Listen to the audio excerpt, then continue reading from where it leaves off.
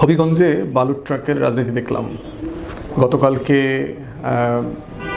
এনসিপির যে পদযাত্রা ছিল সেটার উপরে আক্রমণ করা হয়েছে হবিগঞ্জে, এবং সেটা সার্কিট হাউসের ভিতরে পর্যন্ত ঢুকে, মানে সরকারের সবচেয়ে গুরুত্বপূর্ণ একটা স্থাপনা জেলাতে, যেখানে বিরোধী দল গেছে, এবং সেখানে ঢুকে তাদের পদযাত্রা এবং তাদের নেতৃবৃন্দের উপরে গায়ে হাত তোলা। সার্জিস নাসির আহত হয়েছে দেখলাম, এবং আরও অনেক স্থানীয় নেতৃবৃন্দ আহত হয়েছেন। তো এইটা কারা করেছে দেখেন, মানে যারা আক্রমণ করেছেন তারাই আসলে এটা ভিডিও করছেন পোস্ট করবার জন্য, যে দেখো আমি কি পারি, সামনে কমিটি হবে, পদ পদবি আছে। এক্স্যাক্টলি সেম জিনিসগুলো কিন্তু আমরা আওয়ামী লীগের সময় দেখছি।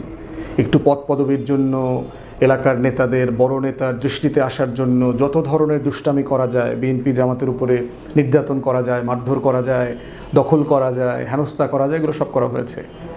এখন সেটা করে আসলে আওয়ামী লীগের লাভটা কী হয়েছে? এই বীর পুরুষদেরকে আসলে তো আমরা কোনো কাজে তো দেখি নাই। এই সকল বীর পুরুষ যারা 5 তারিখের পরে সাডেনলি অনেক মানে সহ্য বীর্যের অধিকারী হয়ে এক একজন আলেকজান্ডার দ্য গ্রেট হয়ে গেছেন। বেগম জিয়াকে যখন এক কাপড়ে ক্যান্টনমেন্ট থেকে বের করে দেওয়া হয়েছিল, তখন এই ধরনের বীরপুরুষরা, আপনারা লক্ষ লক্ষ বীরপুরুষরা কোথায় ছিলেন?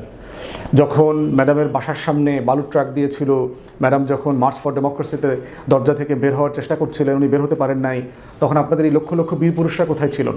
গত 17 বছরে আপনাদের বীরপুরুষত্ব তো আমরা দেখেছি।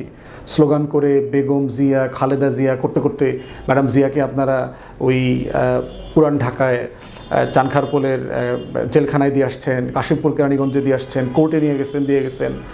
তো এই বীরপুরুষত্ব আসলে বিএনপির কী লাভ হয়েছে? 28 অক্টোবর আমরা দেখলাম 8-10 লাখ বীরপুরুষকে 20 মিনিটের ভিতরে নাই করে দিয়েছে পুলিশ। মির্জা ফখরুল ইসলাম আলমগীর সাহেবকে যখন মারল, রিজভী ভাইকে যখন মারল, বিএনপির উপদেষ্টা জাতীয় অধ্যাপক প্রফেসর মাহবুবুল্লাহকে যখন মারল, বেগম জিয়ার অ্যাডভাইজার ছিলেন আমার দেশের সম্মানিত সম্পাদক মাহমুদুর রহমান ভাইকে যখন মারল, বীরপুরুষরা কোথায় ছিলেন আপনারা? আপনাদের এত সহ্যবীর্য গত 17-18 বছরে দেখলাম না কেন আমরা? সাডেনলি এইটা 2 বছরে মনে হইতেছে যে আপনারা এক একজন ব্যাপক বীরপুরুষ হয়ে গেছেন, এবং জামাতের সাথে খুন খারাপি, মারামারি সব কিছু করতেছেন, এনসিপির উপরে হামলে পড়তেছেন। এই রাজনীতিটা শেষ কোথায়? কোথায় নেবেন এগুলো করে?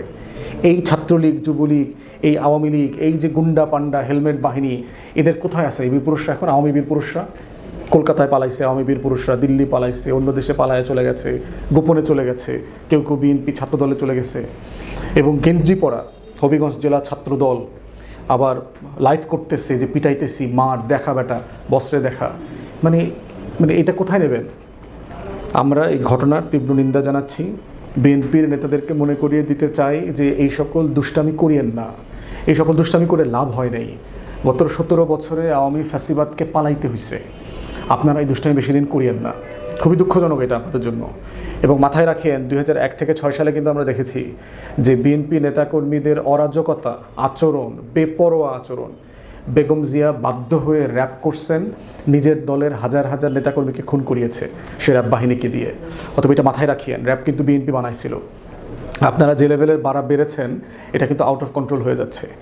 এবং মাননীয় প্রধানমন্ত্রী, স্বরাষ্ট্রমন্ত্রী তো দেশে আছেন কিনা তো বুঝতে পারছি না, উনি তো আছেন। এস আলমকে কীভাবে বাঁচানো যাবে, চুপ্পুকে কীভাবে সেফ এক্সিট দেওয়া যাবে, এসব কাজ নিয়ে উনি ব্যস্ত। কিন্তু দেশের আইনশৃঙ্খলা পরিস্থিতি যে ভয়াবহ অবস্থা, তাকে লুক আফটার করবার কোনো দায়িত্ব আমরা মাননীয় স্বরাষ্ট্রমন্ত্রীকে দেখতে পাচ্ছি না। এরপরে হচ্ছে নিজ দলের নেতাকর্মীদেরকে নিয়ন্ত্রণ করবার কোনো বক্তব্য দেখতে পাচ্ছি না মাননীয় প্রধানমন্ত্রীর পক্ষ থেকে।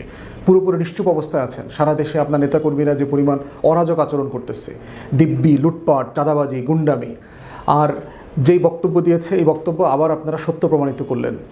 চুয়াডাঙ্গার তেনা ঝিনাইদা কোথায় গেল? নাসিরের বক্তব্য দেওয়ার পরে নাসিরের উপরে আপনারা এর আগে আক্রমণ করেছে বিএনপি, ছাত্রদলের লোকজন, যুবদলের লোকজন। এক্স্যাক্টলি সেম জিনিস এখানে গিয়ে করলো। ওখানকার স্থানীয় বিএনপি নেতা জিকে গাউস ওনার বিরুদ্ধে বক্তব্য দিয়েছে, তো ওনার লোকজন এসে পিটাইছে। তো আলটিমেটলি তো নাসিরদের অথবা এনসিপির নেতাদের বক্তব্য তো সত্য প্রমাণিত হয়েছে যে আপনারা এক এক জায়গাতে এক একটা মাফিয়া হয়ে আসছেন, গুন্ডামি, বদমাইশি সব করতেছেন, মারধর। আওয়ামী মাফিয়াদের কথা একটু মাথায় রাখিয়েন। হাজী সেলিম সাহেব কোথায়? আওয়ামী মাফিয়া। আওয়ামী মাফিয়া শামীম ওসমান কোথায়? আওয়ামী আরও যারা মাফিয়া ছিল বিভিন্ন জেলায়, উপজেলায়, নিজাম হাজারি কোথায় সেসব মাফিয়া? আওয়ামী মাফিয়া আজম নাসির চট্টগ্রামে কোথায়? তারা কোন জায়গাতে আছেন? আপনারা এইসব মাফিয়া থেকে ছাড়া যাবেন, আরও বড় মাফিয়া হইতে পারবেন? সম্ভব? আর আপনারা এত বড় শেড কি হয়েছেন আপনারা যে আপনাদের সমালোচনা করা যাবে না? কী ধরনের গণতন্ত্র এটা? আপনারা রাজনীতি করেন, সরকারি দলের এমপি মন্ত্রী আবিজাবি, আপনাদেরকে নিয়ে কথা বলা যাবে না? মানে এইভাবেই তো ফ্যাসিবাদ তৈরি হয়েছে, আওয়ামী ফ্যাসিবাদ।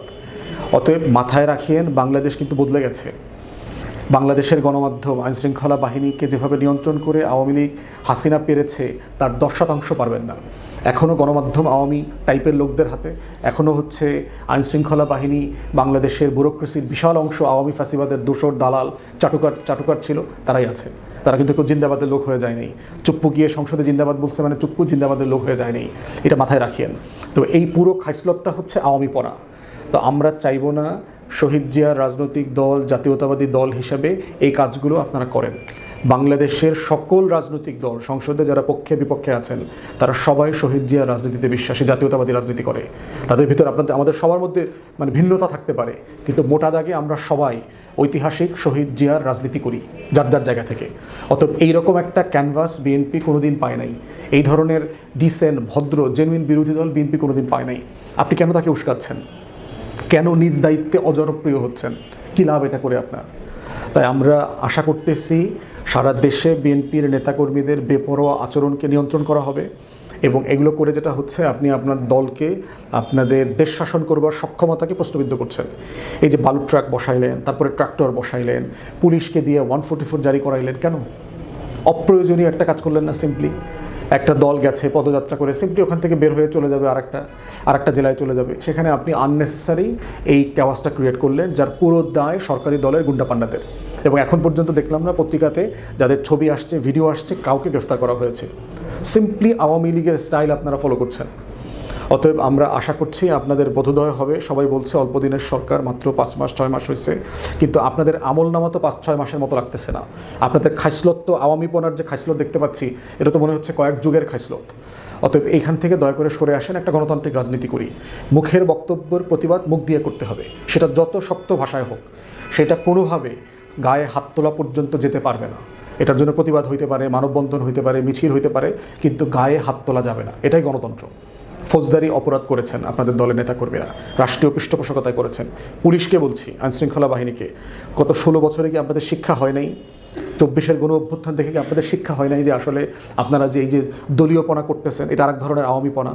এই ধরনের মানে ছলচাতুরি করা, সরকারের চাটুকারিতা করা, এগুলো যে লাভ হয় নাই?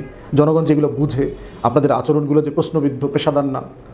সো দয়া করে সবাই মিলে রাষ্ট্রটাকে নষ্ট করে দিয়েন না। মানে সবাই মিলে এখন দায়িত্বটা হচ্ছে যার যার জায়গা থেকে দায়িত্বশীল পেশাদার আচরণ করবার মধ্য দিয়ে বাংলাদেশটাকে এগিয়ে নিয়ে যাওয়া। এটাই আমাদের লড়াই, এটাই জুলাইয়ের অঙ্গীকার, এটাই জুলাই জাতীয় সনদ, এটাই হচ্ছে গণভোটের গণরায়, এটাই হচ্ছে ঐকমত্য কমিশন, আমাদের সংগ্রাম, লড়াই, 1400 শহীদের শাহাদাতের রক্ত, সব কিছু মিলে আমরা একটা স্বপ্নের বাংলাদেশ তৈরি করতে চাই। এবং সেখানে সবাইকে আমাদের আচরণে সংযত হতে হবে, পেশাদারিত্ব থাকতে হবে, তা না হলে সবাই সাফার করতে হবে। এটা মাথায় রাখিয়েন।